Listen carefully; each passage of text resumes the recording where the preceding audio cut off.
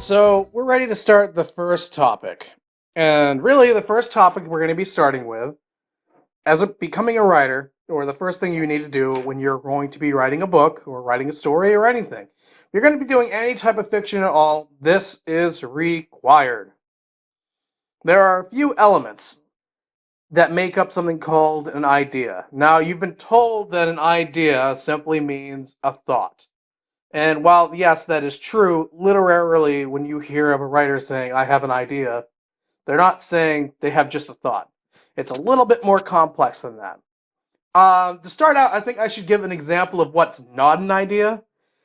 What is not an idea is saying, I want to write a fantasy story. That's not an idea. That is a genre. Another example would be, I have this idea for a story about kids in a city. And then somebody's going to ask you, what's the idea? You said, that's the idea. No, that's not the idea. That's not an idea. That's a desire. You have a desire. An idea has certain elements. Generally, an idea consists of a setting, a character, and a conflict and resolution. That is an idea. Sometimes the resolution is decided later, but there needs to be some sort of conflict. Writing a story always has conflict. If you do not have conflict, you do not have action. And if you do not have action, it is stagnant and nobody's going to want to read it. If that is your thing that you like to write, is stagnant content, I would suggest writing non-fiction, maybe? Not even non-fiction. Like technical writing. You should write some manuals on how to do something. But that's like the only time when you're going to be writing something that does not incur action. So, what moves action forward? Well, always conflict. It's conflict resolution. Conflict resolution. Conflict resolution. These are the two things that you got to constantly remember. So, what is a setting for an idea? A setting would be like a place. A time can be a setting. A world. It's basically where it happens. It's the backdrop. It's the scene. Well, not the scene. I'm not going to use that term because I don't want to confuse you guys. Scene means something else. Completely different. It is the backdrop. It is the, where it is. So, for the story I'm going to be writing, which I already have a name for it, is Blue Ash Crisis. And it is in a modern setting. A modern setting. It's in a city. I know that. I know that it's in a realistic, human-like world. I know it's similar to Earth. As a matter of fact, it's a fictional city on Earth.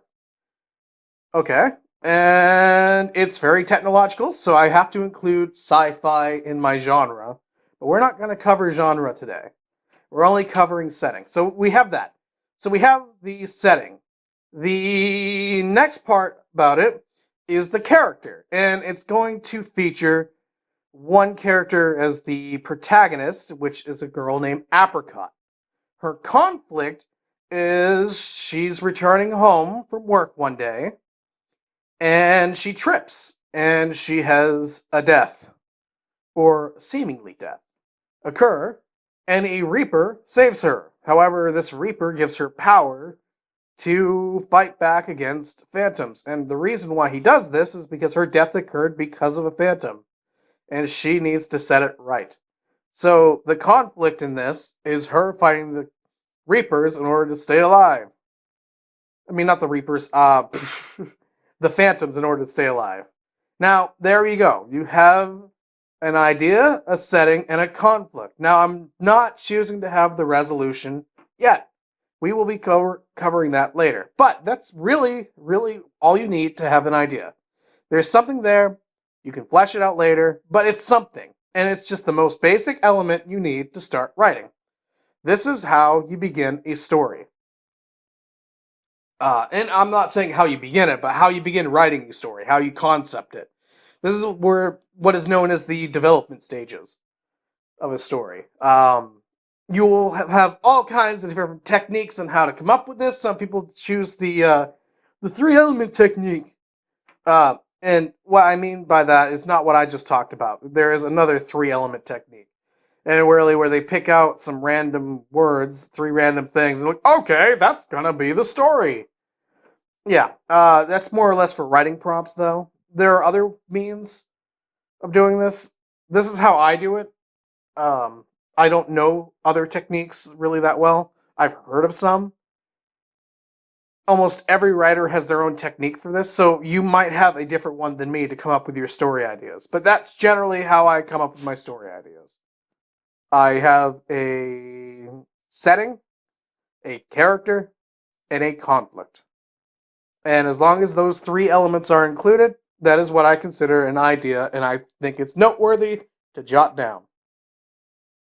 Sometimes I have a resolution already planned out. That is the first step. Yeah, it's real easy. So I hope you enjoyed this video, or it's not really a video, whatever this is, this tutorial. And yeah, all right.